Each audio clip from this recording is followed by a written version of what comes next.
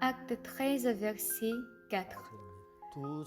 Barnabas et Saul, envoyés par le Saint-Esprit, descendirent à Séleucie et de là, ils s'embarquèrent pour l'île de Chypre.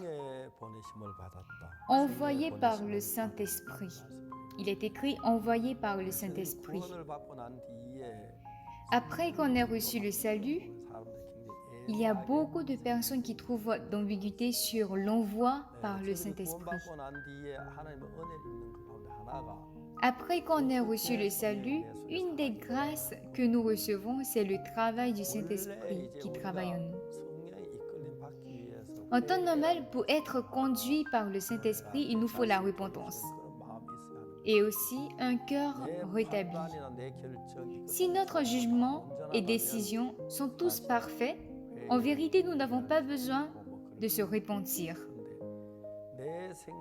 Mais la réalité est que notre pensée et l'esprit qui est la parole de Dieu sont différentes.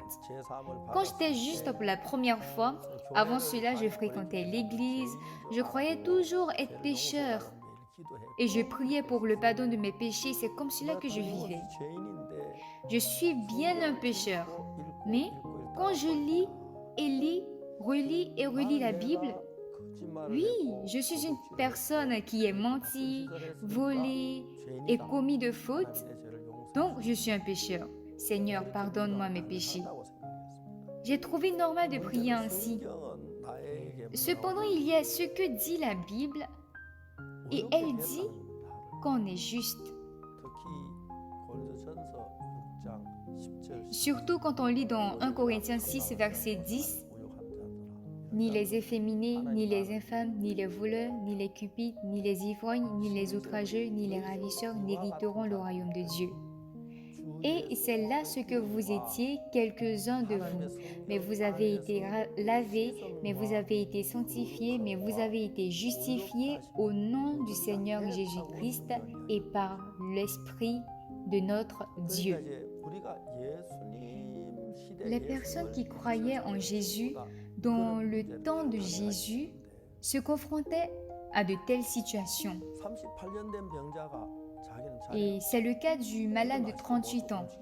Il ne pouvait pas se lever, ni marcher, même bouger. Mais Jésus lui a demandé de prendre son lit et marcher. Quand la parole de Jésus disant « prends ton lit et marche » est entrée dans son cœur, dans le cœur de celui-ci, « Ah, non, je ne peux pas marcher. La dernière fois, j'ai essayé, mais c'était en vain. Je ne peux pas. Comment est-ce que je pourrais? Non, je ne peux pas. » Ça, c'était le cœur de départ du malade de 38 ans. Mais après que Jésus ait parlé, il savait qu'il était une personne qui ne pouvait pas prendre son lit et ainsi marcher. Toutefois, Jésus lui a demandé de prendre son lit et marcher. Et donc, cette parole est entrée dans le cœur du malade de 38 ans, après quoi il y a eu un combat. Un combat entre « dois-je vraiment me lever et marcher comme ce que dit Jésus ?» Et non, je ne peux pas. La dernière fois en essayant, je suis tombée, je me suis blessée, je ne peux pas marcher. Du moment où le malade de 38 ans dit « je ne peux pas marcher », c'est sa pensée qui mène. Mais quand la parole de Jésus mène, on peut voir qu'il est capable de prendre son lit et marcher. J'ai continuellement cru que j'étais pécheur, parce que même à l'église, c'est ce que j'ai appris. Aussi, j'étais pécheur, je péchais. Et donc, je ne doutais pas du fait que j'étais pécheur. Ah, je suis pécheur. J'ai beaucoup volé, j'ai beaucoup menti, j'ai même mal agi. Je me suis beaucoup battue aussi. C'est vrai que j'allais à l'église, mais le problème est que plus j'avançais dans l'église, mes péchés s'approfondissaient au lieu d'être légers. Quand je lis la Bible, il y a un combat entre la parole et moi. On a absolument commis le péché, oui. Ce n'est pas que la Bible n'avoue pas qu'on a péché, la Bible affirme cela.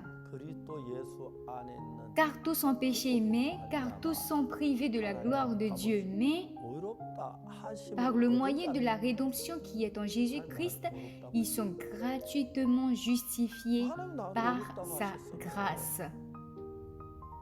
Dieu nous dit juste. Si Dieu nous dit juste, quand je lis la Bible, il y a un commun entre la parole et moi. On a absolument commis le péché. Et ce n'est pas que la Bible n'avoue pas qu'on a péché. La Bible affirme cela.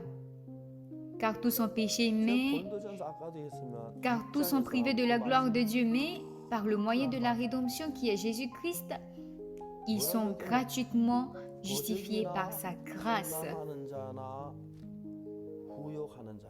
Dieu nous dit juste. Si Dieu nous dit juste,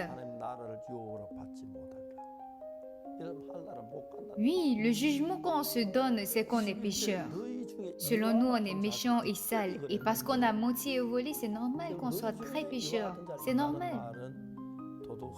Quand on pense, on a tout à fait une bonne raison. Mais quand Dieu dit qu'on est juste, est-ce notre pensée ou la parole de Dieu qui a raison? C'est sur quoi nous devons penser. Tout à l'heure, nous avons parlé de 1 Corinthiens. Cette parole est vraiment précieuse. Il est écrit, ni les efféminés, ni les infâmes, ni les voleurs, ni les cupides, ni les ivrognes, ni les outrageux, ni les ravisseurs n'hériteront le royaume de Dieu. Cela veut dire qu'on ne peut pas aller au paradis. Au verset 11, « Et c'est là ce que vous étiez. » C'est là ce que vous étiez veut dire, nous étions des voleurs, des cupides, des ivrognes, des outrageux, des ravisseurs. Nous étions comme cela. Vous l'étiez. Mais vous avez été lavés, mais vous avez été sanctifiés, mais vous avez été justifiés au nom du Seigneur Jésus-Christ. Dès ce moment, on est confronté à nos pensées et selon nous, oui, on a volé, donc on est pécheur, on est outrageux. Mais au nom du Seigneur Jésus-Christ et par l'Esprit de notre Dieu, on a été lavé, sanctifié et justifié. Mais on pense qu'on est pécheur. On est pécheur, mais Dieu dit qu'on est juste. Alors si on croit en notre pensée, on est une personne qui croit en soi-même et pas en Dieu. À l'opposé, si je crois en la parole de Dieu, si on croit en Dieu et en la parole de Dieu, Dieu nous dit qu'on a commis un tel péché, mais au nom du Seigneur Jésus-Christ et par l'Esprit de notre Dieu, on a été lavé, sanctifié et justifié. Alors, si la parole de Dieu est plus élevée, large et concrète que notre pensée, selon nous, on est pécheurs. Cependant, si la parole de Dieu dit qu'on est juste, il est juste de le dire. Le malade de 38 ans, par exemple, selon lui, il n'est pas capable. Mais parce que Jésus dit de marcher, il a marché. Il croit plus en la parole qu'en sa pensée. Et puis, ceux qui sont courbés parce qu'ils ne peuvent pas marcher, c'est ceux-là qui abandonnent la parole et qui croient en leur pensée. On peut voir beaucoup de cas comme tels dans notre vie spirituelle. Parce que, puisque je suis plein d'erreurs, je suis plein de faiblesses et que je suis aussi incapable, en plus de tout cela, il y a encore beaucoup de défauts, beaucoup de méchanceté en moi. Alors, quand quelqu'un parle du péché, c'est automatiquement qui parle de ma personne mentionne le péché. Ici, quand on parle du péché, je deviens une personne qui reste bouche bée. Mais ce qu'on doit savoir, c'est que le juge, c'est Dieu. Et donc, devant la parole, vous avez été sanctifiés, vous avez été justifiés au nom du Seigneur Jésus-Christ et par l'Esprit de notre Dieu. Ça sous-entend que Dieu a dit cela. Et donc, Dieu a lavé, il a sanctifié et il a lavé. On a été justifié. Et donc ça entre dans mon cœur. Alors, être conduit par le Saint-Esprit, c'est entre la suivi de ma pensée et la suivi de la parole de l'Esprit. Et vu que cette parole, c'est la parole de Dieu, à notre regard, on est bien un pécheur. Mais si Dieu dit qu'on est juste, alors nous le sommes. Si Dieu dit qu'on est parfait, alors on est parfait. S'il en est de même pour la sanctification, alors nous sommes sanctifiés. En menant la vie spirituelle ainsi, on passe à une autre étape. Mais ce qu'on doit savoir, c'est que le juge, c'est Dieu. Et donc, devant la parole, vous avez été sanctifiés, vous avez été justifiés au nom du Seigneur Jésus-Christ et par l'Esprit de notre Dieu. Ça sous-entend que Dieu a dit cela. Et donc, Dieu a lavé, il a sanctifié et il a lavé. On a été justifiés. Et donc, ça entre dans mon cœur. Alors, être conduit par le Saint-Esprit, c'est entre la suivi de ma pensée et la suivi de la parole de l'Esprit.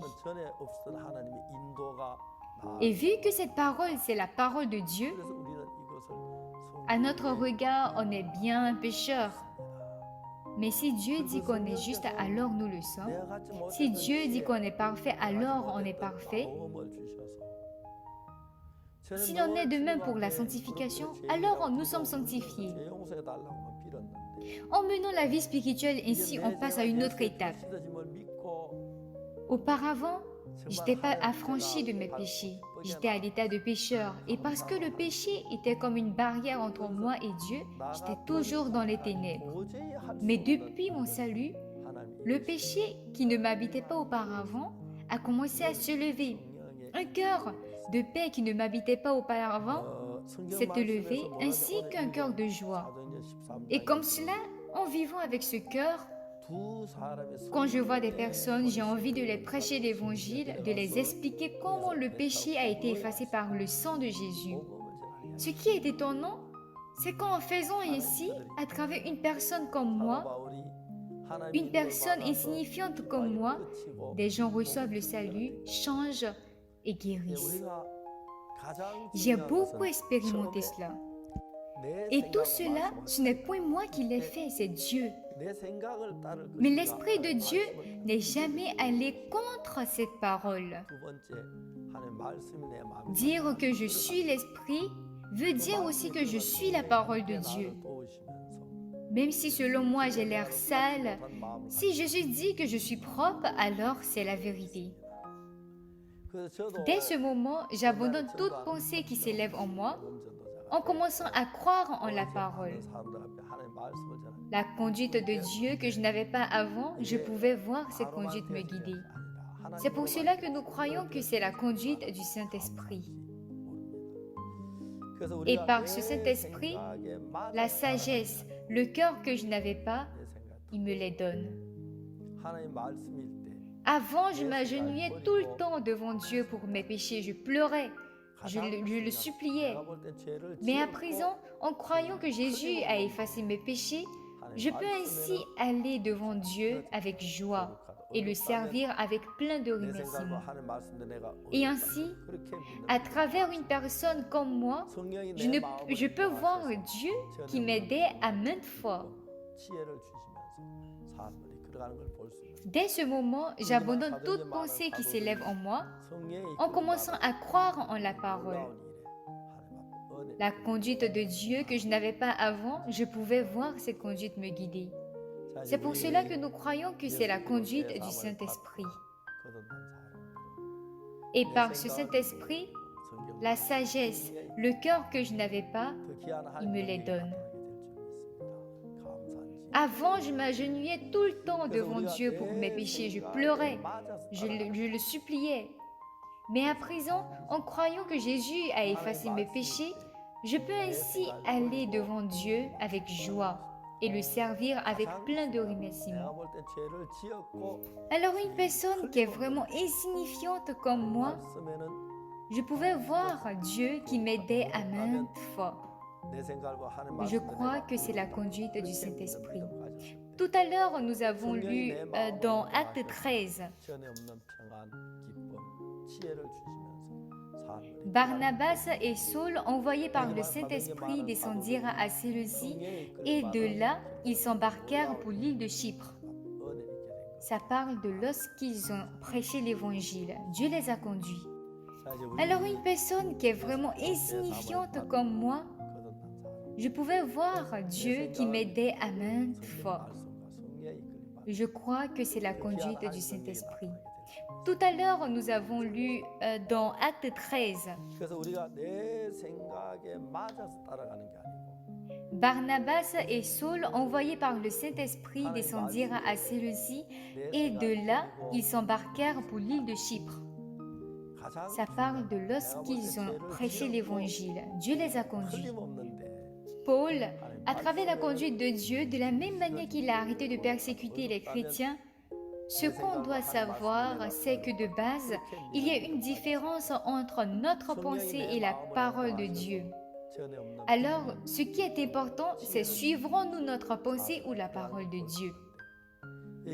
Et deuxièmement, c'est que si la parole de Dieu prend place dans notre cœur et nous dirige, par cette parole, l'Esprit nous dirige comme cela, on aura un cœur qu'on ne pouvait pas avoir par nous-mêmes. C'est aussi pareil pour moi. Avant, je n'aimais pas prêcher l'évangile, mais je suis devenue missionnaire. Ainsi, je suis devenue un outil qui prêche l'évangile devant beaucoup de personnes. Mais cela ne s'est pas accompli par moi, mais par l'Esprit, par Dieu. Si bien que je suis reconnaissant. Alors, il ne faut pas suivre notre pensée parce qu'elle nous semble juste. Notre pensée nous semble juste, mais quand il s'agit de la parole de Dieu, il faut abandonner cette parole et suivre la parole de Dieu. Le plus important, c'est que selon moi, j'ai péché. Je suis effectivement un pécheur, mais dans la parole de Dieu, c'est dit que nos péchés sont effacés et qu'on est sanctifié. Le Saint-Esprit travaille au sein de notre cœur. Et la paix, la joie, la sagesse qu'on ne possédait pas, on peut voir tout cela diriger les gens. Et c'est le cas des apôtres qui sont mentionnés dans Actes. Quand on voit qu'ils sont dirigés par le Saint-Esprit et qu'ils sont utilisés de manière étonnante, c'est vraiment très étonnant. Alors, nous qui avons reçu et qui sommes affranchis du péché par l'obtention, sans croire en notre pensée mais en croyant en la parole et en étant dirigés par le Saint-Esprit, je crois que la capacité de Dieu se manifestera davantage. Merci.